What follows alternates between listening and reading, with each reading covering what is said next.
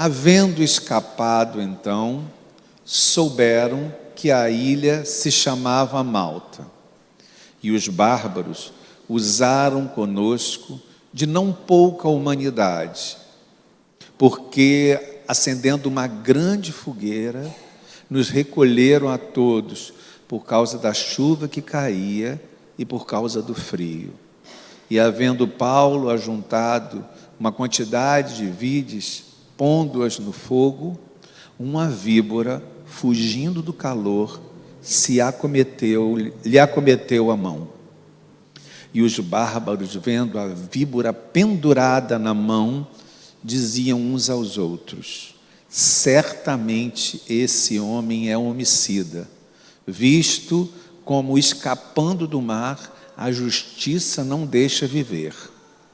Mas sacudindo ele a víbora no fogo, não padeceu de nenhum mal.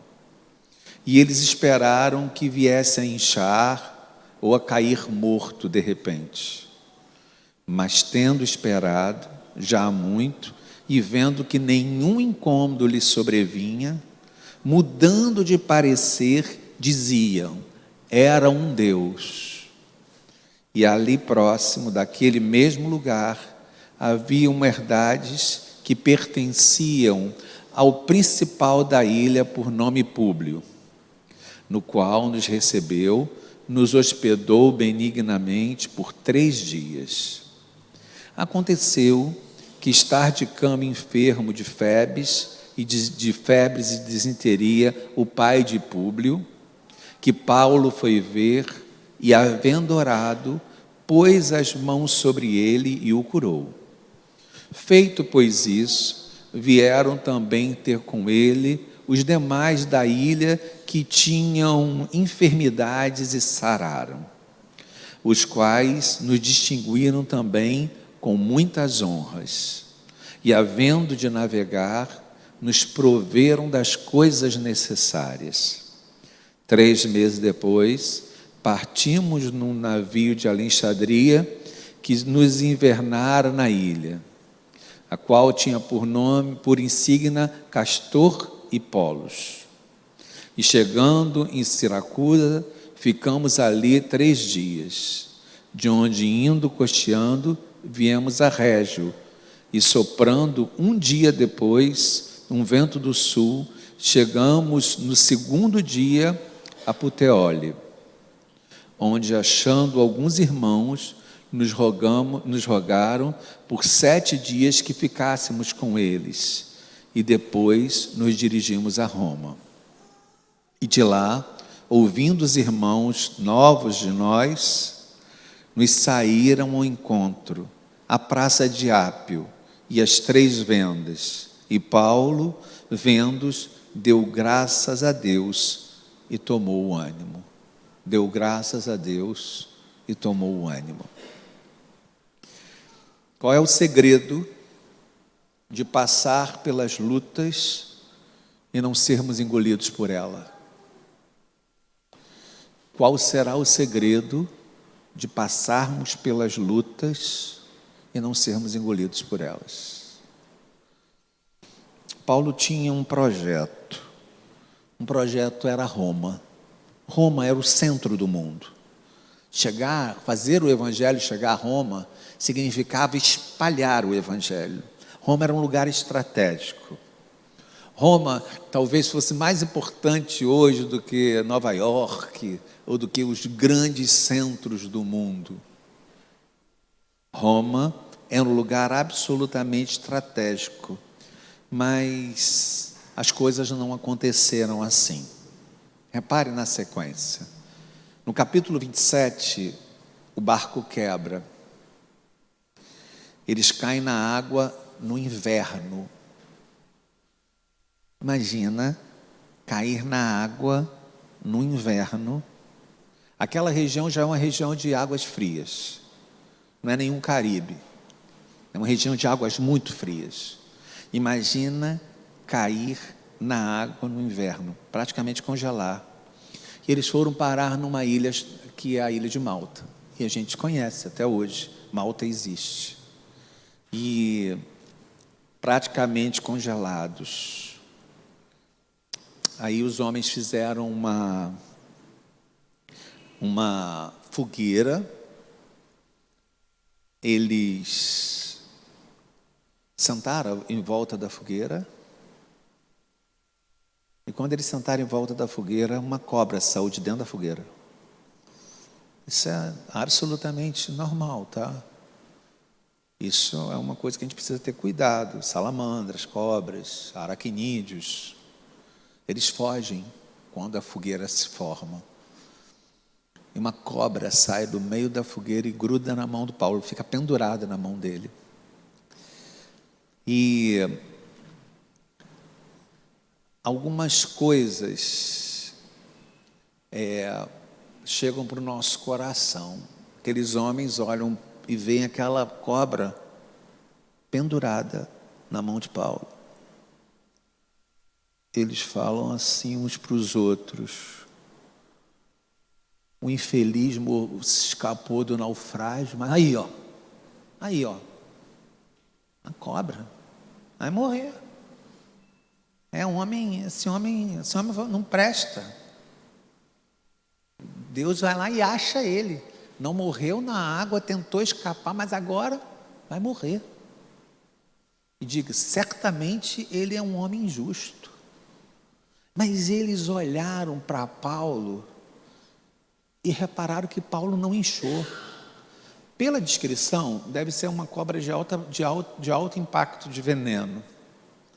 Para que eles esperassem que ele inchasse e caísse morto, devia ser uma cobra daquelas bem venenosas. E eles repararam que ele não incha e não morre. Então eles falam assim: estamos diante de um Deus.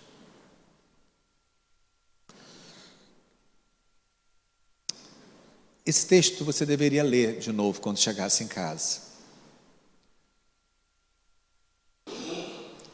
Paulo vive um retrocesso no plano de vida dele. Um retrocesso muito significativo. Paulo tinha um sonho legítimo, que era chegar até Roma, mas ele retrocede.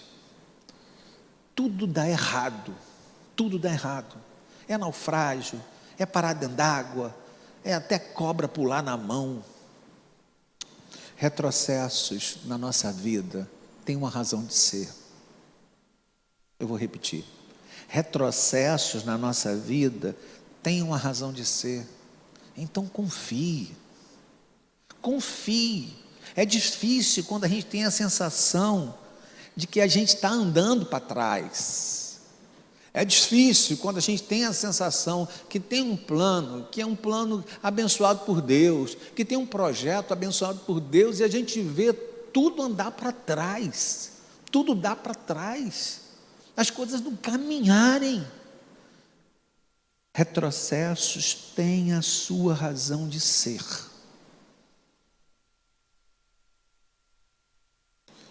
Às vezes, a gente para dentro d'água e tem a sensação de que nossos sonhos deram na água. Retrocessos têm a sua razão de ser. Então, eu queria dizer uma coisa que a gente não ouve muito nas igrejas. Receber um milagre de Deus ou algum favor sobrenatural não significa que eu seja um servo abençoado por Deus. Receber milagres de Deus ou um favor sobrenatural não significa que eu seja um servo de Deus. E não receber milagres ou um favor sobrenatural também não significa que eu esteja fora da vontade de Deus. Então, às vezes a gente tem um termômetro que é um termômetro muito enganoso, um termômetro muito enganador, que acha porque eu estou recebendo as coisas, eu estou na vontade de Deus. E quando as coisas começam a dar errado, a gente começa a achar que a gente está longe da vontade de Deus, e a gente fica confuso. Mas a gente precisa, nessa noite, sair daqui com um entendimento mais ampliado, entendendo que retrocessos têm uma razão de ser, entendendo que receber milagre de Deus não significa estar fazendo a vontade de Deus, e não receber milagre de Deus também não significa que estamos contra a vontade de Deus. Então não conclua precipitadamente. Sabe qual é um dos grandes problemas da nossa vida? É que a gente olha para a nossa vida e a gente conclui precipitadamente. Projeta aí o 4, 5 e o 6, por favor. 4, 5 e 6. Atos 28, 4. E os bárbaros, vendo-lhes a víbora pendurada na mão, diziam uns aos outros: certamente esse homem é um homicida, um assassino, visto como, escapando do mar, a justiça não deixou viver. Todo mundo tem uma tia que faz isso, né? Uma tia que fala assim: aí, ó, deu errado, é por isso. Gente, pior é quando a gente faz isso. A gente tem sempre uma tia: aí, ó, bateu de carro, aí, ó. É gente que, mais sacudindo a víbora no fogo, não padeceu de nenhum mal. Eles esperavam que viesse a inchar e cair morto de repente.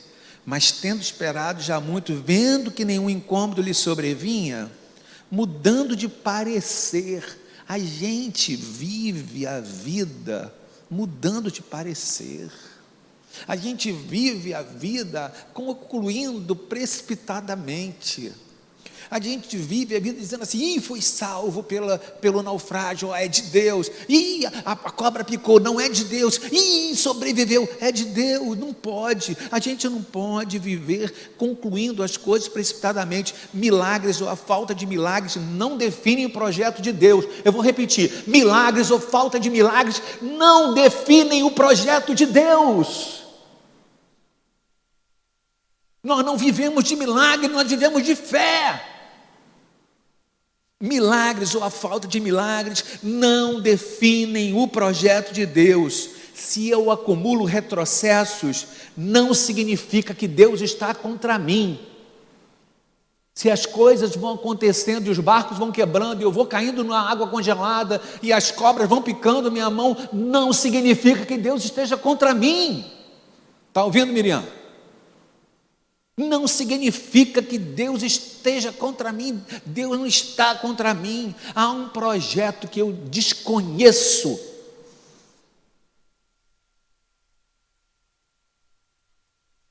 Eu acho que nessas horas a gente precisa se apropriar do Salmo 23, que tem que estar gravado na nossa alma. Sabe, o Senhor é meu pastor, nada me faltará. Não significa que eu não vou ter faltas, significa que eu sobrevivo às faltas. O Senhor é meu pastor e eu sobrevivo às faltas que eu tenho, porque cá para nós, o Senhor é meu pastor e falta coisa pra caramba. É mentira? Faltam coisas pra caramba. Mas quando a gente diz: o Senhor é meu pastor, nada me faltará, eu estou dizendo porque eu sobrevivo às faltas, porque eu tenho o que eu preciso, porque o Senhor é meu pastor, nada me faltará. Quando eu entendo que o Senhor é meu pastor e nada me falta, eu interpreto bem os retrocessos dessa vida, eu entendo. Eu contei aqui, a gente já pediu oração por uma amiga que a filha ia casar, que estava tudo certo, que eles estavam felizes e o cara descobre um câncer agressivo demais na véspera do casamento. Que retrocesso! Tudo andou para trás. Não! A promessa é que Ele me leva para águas tranquilas, que Ele prepara uma mesa para mim e que Ele vai comigo. E que o seu cajado me consola, que o seu cajado me conduz, porque isso não é retrocesso, é percurso. A gente precisa entender que na nossa vida, o que às vezes parece retrocesso é percurso. Significa que Quando eu tenho um pastor, eu vou com ele. Eu simplesmente vou com ele. Seja por partes verdejantes, ou seja pela vale da sombra da morte. Eu vou com ele. Porque a maior beleza do Salmo não se encontra apenas no bom pastor. A maior beleza desse Salmo encontra-se nesse leva-me. A beleza do Salmo está no leva-me. Me conduz e eu me deixo conduzir. O meu estado é um estado de descanso. Me conduz e eu me deixo conduzir, porque meu estado é um estado de descanso, porque Ele sabe o caminho.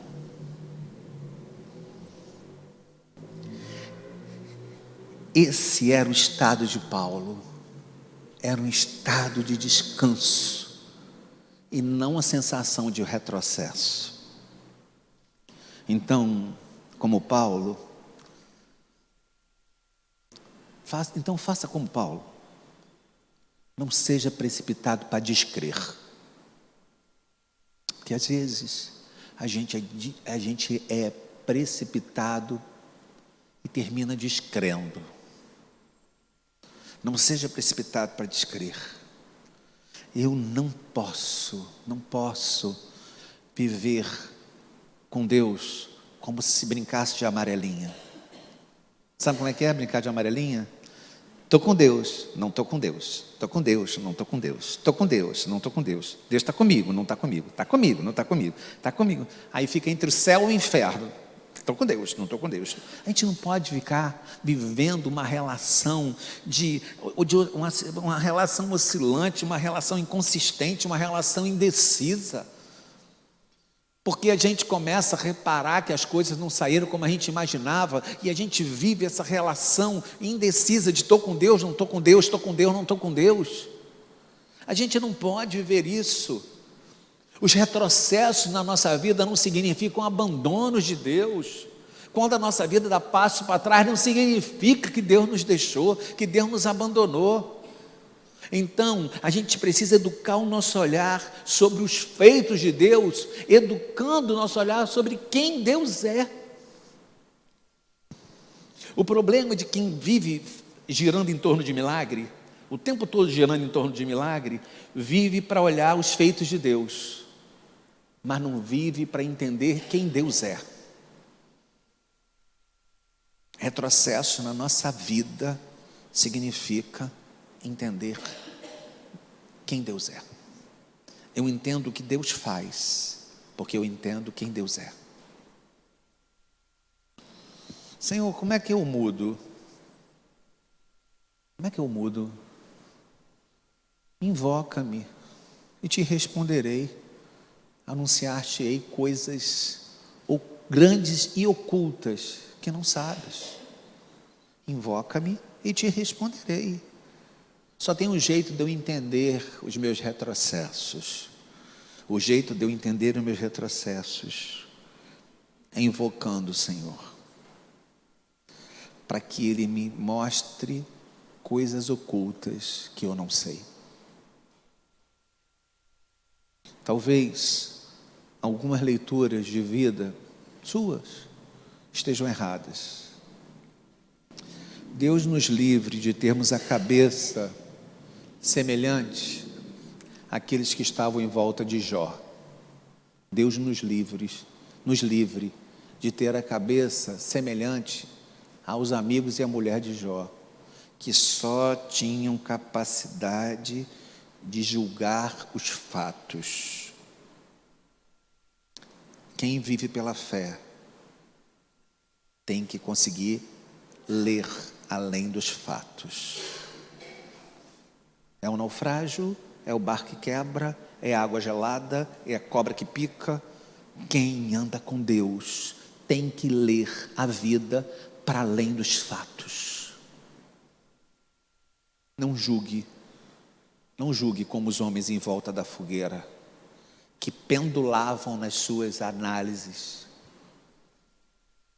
Há um propósito não revelado. Deus está agindo. Queria dizer para você que está em casa, há um propósito não revelado. Deus está agindo, ainda que eu não esteja entendendo bem. Deus está agindo, ainda que eu não esteja entendendo bem. Então tire os olhos do imediato e coloque os olhos no eterno. Tire os olhos do que é imediato e ponha seus olhos no eterno. Às vezes a gente tem nosso olhar como quem olha para uma fotografia. Não sei se vocês já viram na internet uma foto interessante, que é um homem numa posição, a mulher está ao fundo e está em outra mesa, mas a posição dele em relação a ela, parece que eles estão na mesma mesa. E como eles estão com o rosto próximo, ele na direção, na mesa dele, ela em outra mesa, mas como a foto pega, dá uma ilusão de ótica que eles estão de frente, parecendo que vão dar um beijo. Às vezes, Douglas, a gente olha para a vida como se analisasse uma foto. E a vida não é para ser analisada assim. Eu acho que Paulo tinha uma relação com Deus que não era uma relação como uma foto. Eu acho que ele tinha aquelas séries da Netflix que não acabam, sabe? Eu acho que ele tinha uma Netflix espiritual com Deus, que era um filme atrás de outro, atrás de outro, atrás de outro, atrás de outro. Ele tinha tantas longa-metragens com Deus, que ele aprendeu a não olhar para a vida como quem olha para uma foto. Às vezes você olha para a vida como quem olha para uma foto e não entende que há um filme, que há uma história por detrás da foto que você vê. Às vezes você julga esse momento pela foto, às vezes você julga o que você sente pela foto, às vezes você julga a tua vida pelo acontecimento, e há coisas maiores. Quando eu citei a Silvana no início do culto, é para dizer que eu fico muito impressionado com a capacidade que a Silvana tem de olhar para além da foto. Ela enxerga muito maior, muito mais. O convite que Deus nos faz é para que a gente enxergue muito para além da foto. Muito para além das coisas que a gente vê nessas circunstâncias. A pergunta do início do sermão foi: como passar a vida, ou passar pelas aflições sem ser engolido por elas? Não era essa a pergunta? Essa pergunta poderia ser também diferente, Bruno. Como passar pela vida e pelo sucesso sem ser engolido por ele? Porque às vezes o que nos engole é aflição. Mas às vezes, Ivonete, o que nos engole é a falta de aflição. Às vezes a coisa está tão bem, que a gente vive a vida de maneira cínica, indiferente. Porque o que nos engoliu não foi a aflição, mas justamente a falta da aflição nos engoliu.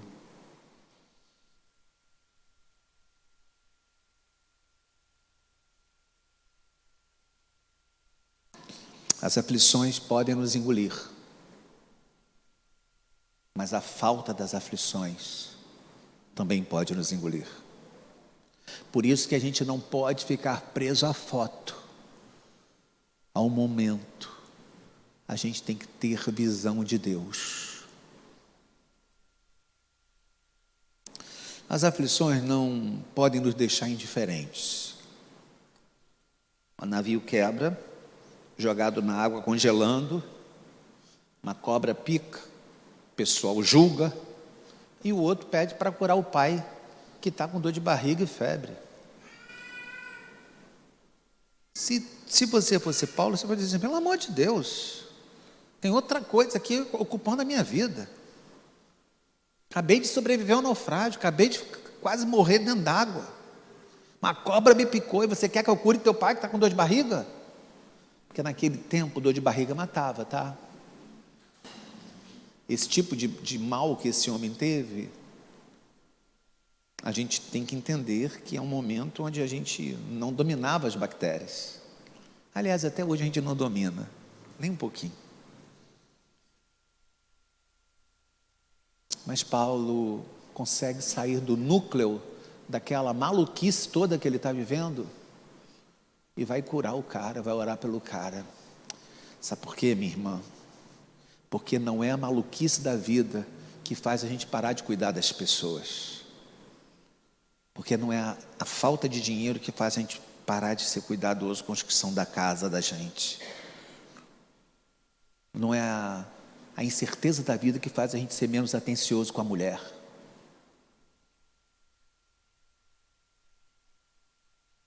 As aflições não podem deixar a gente indiferente aos pedidos das pessoas. E Paulo vai e cura. Daqui a pouco vem gente da ilha e pede para curar também. Ele cura. Paulo não permitiu que as aflições esfriassem o coração dele. Acontece que meu coração ficou frio e o nosso ninho de amor está vazio. Se eu apenas pudesse dizer que te amo, se eu pudesse, mas não quero, não posso fazê-lo, isso não acontece. Às vezes as aflições fazem que o nosso coração fique frio. Fique frio com as coisas de Deus. Fique frio com as pessoas que importam. Fique frio com aquelas pessoas que a gente devia olhar e cuidar. Às vezes, as aflições congelam a nossa alma. Então, o que é lindo no apóstolo Paulo, absolutamente lindo, é que ele não fica indiferente às coisas do reino de Deus. As aflições não deixaram Paulo indiferente às coisas do reino de Deus. As aflições não deixaram, nem a falta das aflições. Porque tem gente que hoje está indiferente ao reino de Deus pela falta das aflições. Uns estão indiferentes porque estão sofrendo tanto, está tanto problema, o pau está quebrando. Quero saber de ir à igreja, quero saber de glorificar a Deus, de buscar a Deus. Estou muito ocupado com os meus problemas. As aflições engoliram essa pessoa. Às vezes, a falta dessas aflições engolem pessoas também. Concluindo,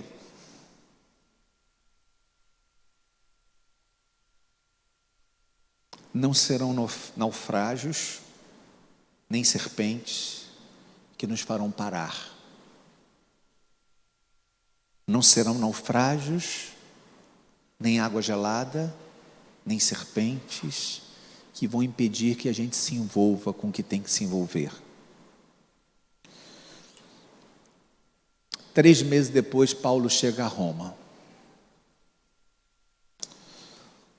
Não do jeito que ele esperava, não do jeito que ele queria, mas do jeito que Deus queria que ele chegasse a Roma. A gente acha que coisas estão dando errado, mas Deus está trazendo as coisas para o trilho. A gente acha que as coisas estão dando errado, mas é Deus que não está nos devolvendo para os trilhos. Retroceder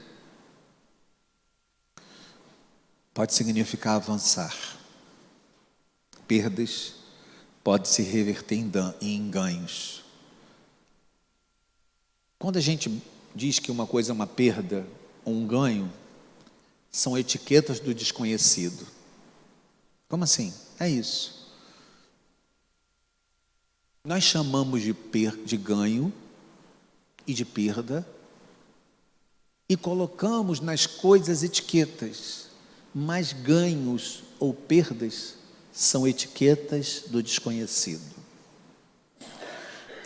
Perdas e ganhos podem andar juntos. Quando se está na beira de um abismo, retroceder significa avançar. Entendeu o que eu falei? Quando a gente está na beira de um abismo, retroceder não significa perder.